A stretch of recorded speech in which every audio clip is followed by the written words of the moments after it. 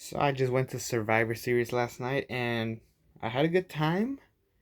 I'm aware that a lot of people are criticizing the show that maybe there wasn't a genuinely good match. You could say maybe the War Games matches were good. Dominik and Cena, I know a lot of people don't like that stuff, but I personally enjoyed it. It was pure entertainment, and that's basically what I want. The only real match I didn't like was Vaquer and Nikki Bella. If I'm being honest with you, I went to the bathroom during that match. I didn't really watch it, but the show overall was fine. It was fun, and I'm actually curious to see where they go with that storyline about the mystery masked person. If I were to take a guess, it's either Austin Theory. It would be funny if it be Jack Perry, but there's no way that's ever gonna happen. But yeah, I got this hat. I didn't buy the white shirt. I wasn't a big fan of the color of it. I get it. It's the Padre colors, but with white. I don't know. It just didn't click with me. But I did get this. The Dominic and Cena. I got that. And then I also got the Survivor Series bag. So that was pretty cool. I think it's very surreal that we actually got a Petco Park event for WWE. So I was very excited that we finally got one. I always said that we deserve a SummerSlam. I hope one day we do get a SummerSlam. That is a dream. I've basically knocked out two out of the three big four pay-per-views.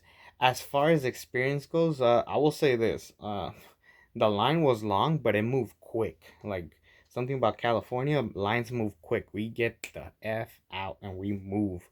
Um, as far as my seating goes, it was all right. The important part is that I got to see the matches. There's this guy in a cowboy hat. If you saw the shorts, who was really annoying. And if you're watching this, screw you, dude. You cannot give two f's about like he's one of those people that try to start a chant and it fails and he's just not funny. People like that need to leave. Like I'm being real.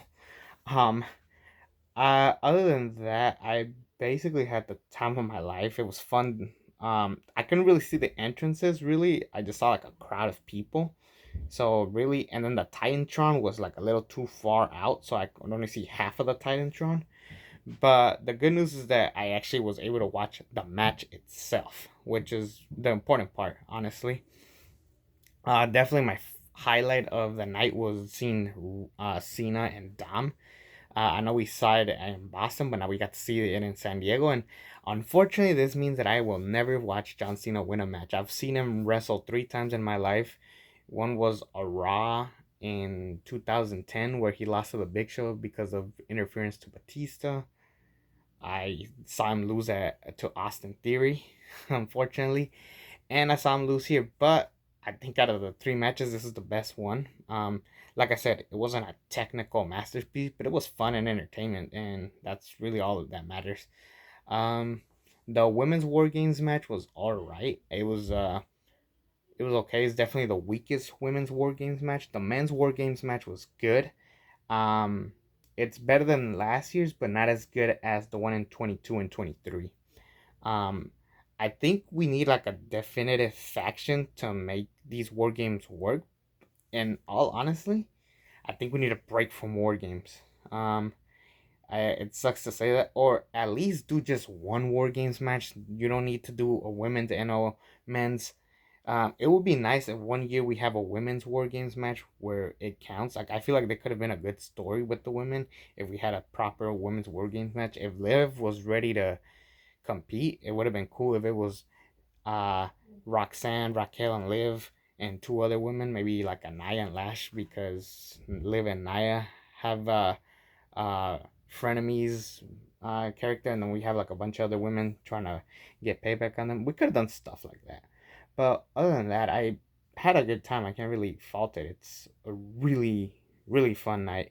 And you saw my vignettes. I had a good time. We were eating, having fun. Um, yeah, I think the show overall is more fun in live. I think if I saw this at home, I would have been crying the whole time, saying like, "Oh, why didn't I go?" But yeah, I think being there live kind of adds in more points, and it was entertaining. Was it worth the price? Maybe not, but I didn't spend that much, if I'm being honest, based on where I was seated, but overall, it was cool. It was pretty cool to see Chris Van Vliet and Santi Zap up close, even though I never said hi to them. But it was actually a really cool experience to see those people live, even though I didn't talk to them. I've seen Rey Mysterio countless times, so that was great.